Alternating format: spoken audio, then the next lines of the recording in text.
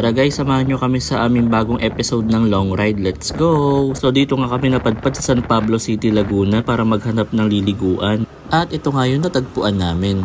Located lang to sa Sitio Upper Malamig, Barangay San Diego, San Pablo City, Laguna. So ito nga pala ang Can Gerardo Camp and Airsoft Site.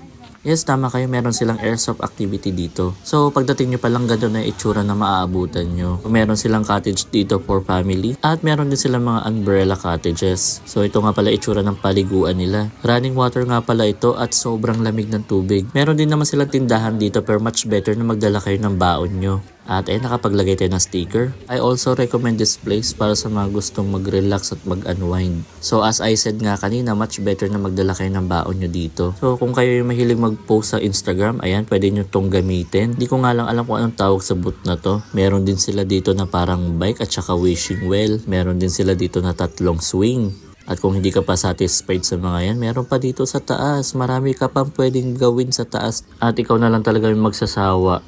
Meron pa nga sila dito parang kulungan rehas ng pag-ibig. So ayan, para sa inyo aakyatin natin para makita nyo kung ano pa yung mga meron sa taas. O ayan, may pakpak pa ng butterfly. Meron din sila ditong angel wings. O, meron silang mga signages ng hot sexy.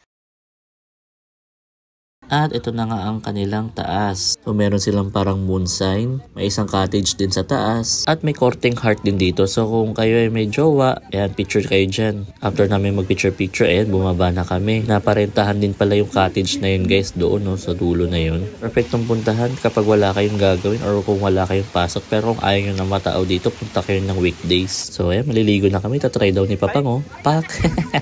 Oh yes, Chari. Ayan, tatry ulit daw ni Papang isa pa. Oh. What ganon? Perfect bonding para sa mga magtutropa. O ayan, it's my turn na guys, so.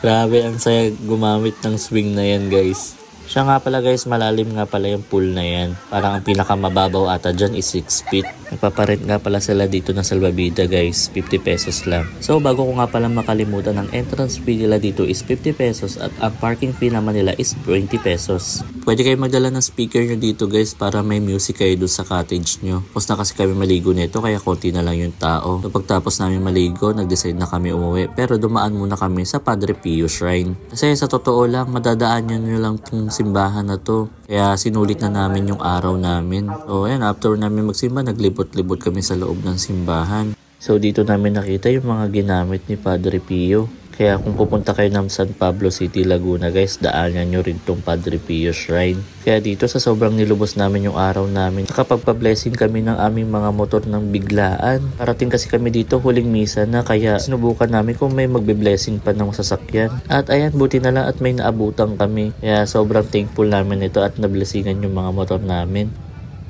Kaya ano pang hinihintay nyo kung kayo ay may gala at pupunta kayo ng San Pablo City, Laguna, daan na rin kayo dito sa Padre Pio Shrine pag uuwi na kayo.